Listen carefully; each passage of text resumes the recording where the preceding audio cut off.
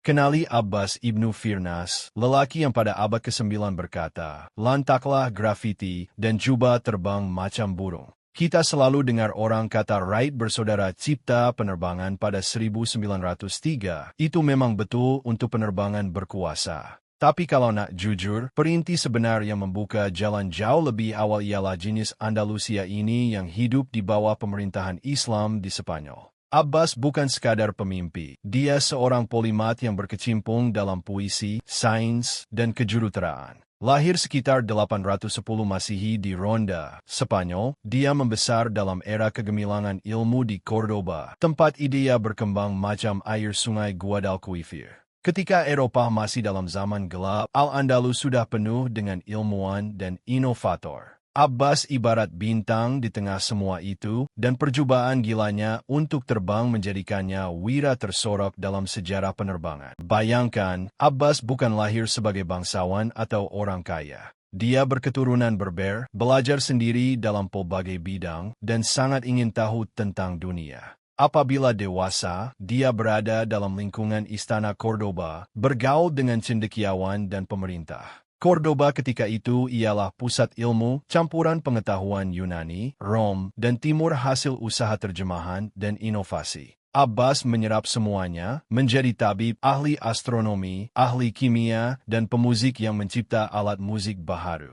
Dia bukan jenis yang sekadar berteori, dia membina benda sebenar. Dia menghasilkan kaca jernih daripada pasir, mencipta jam air pertama yang diketahui di Eropa dan bereksperimen dengan lensa untuk penglihatan. Ya, cermin mata. Semua ini pada era ketika kebanyakan orang masih guna lilin dan penda kuat. Otaknya sentiasa bekerja, mencari penyelesaian atau mengejar impian besar. Sekarang kita masuk kepada ciptaan bukan penerbangan yang membuktikan betapa jauhnya pemikiran Abbas. Dia membina sebuah bilik yang mensimulasikan langit malam dengan bintang, awan, dan bunyi guru menggunakan mekanisme dan hidraulik. Itu ibarat planetarium awal yang membuat ramai kagum. Dalam bidang kimia, dia mempelopori teknik memotong kristal kuarza, membawa kepada peralatan lebih baik dan mempengaruhi perkembangan optik. Dia juga menulis puisi, menggabungkan seni dan sains macam tokoh Renaissance, cuma dia muncul berabad sebelum Renaissance sebenar. Pendek kata, Abbas bukan satu bakat saja, eksperimen penerbangannya hanyalah kemuncak kepada hidup yang penuh keajaiban. Sekarang kita sampai kepada detik paling ikonik. Sekitar tahun 875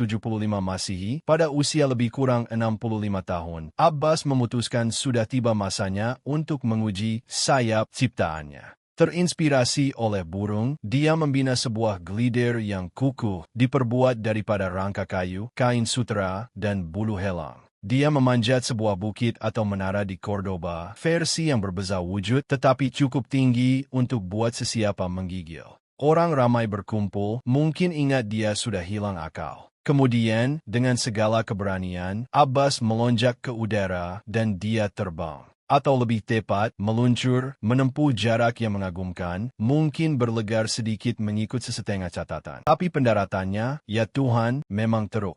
Abbas dapat meluncur agak lama, sesetengah anggaran kata kira-kira 10 menit, sesuatu yang luar biasa pada masa itu. Namun, apabila tiba masa untuk mendarat, glider itu menghentam tanah dengan keras. Dia cedera teruk, mungkin patah belakang atau mengalami kecederaan serius karena glidernya tidak ada ekor untuk kestabilan. Dari katil pemulihan, dia dikatakan menyadari burung menggunakan ekor untuk mendarat dengan selamat. Satu pengetahuan penting dalam aerodinamik modern. Dia tidak mati, hidup lagi lebih kurang 12 tahun, tetapi boleh bayangkan betapa sakitnya itu. Namun, lompatan berani itu membuktikan penerbangan lebih berat daripada udara adalah mungkin 1000 tahun sebelum Wright bersaudara menambah enjin. Kenapa dia dianggap manusia pertama yang menemui penerbangan? Sebab, walaupun mitos seperti Daedalus wujud, Abbas ialah individu pertama yang direkodkan melakukan penerbangan terkawal dan berterusan dengan alat buatan sendiri. Wright bersaudara dapat pujian untuk penerbangan berkuasa, tetapi Abbas membuka pintu kepada asas aerodinamik dan penerbangan manusia. Ceritanya tenggelam dalam sejarah karena naratif barat lebih dominan. Tetapi sarjana Islam merekodkannya dan hari ini dia dihormati dengan kawah di bulan, jambatan di Irak, dan sebuah lapangan terbang di Baghdad.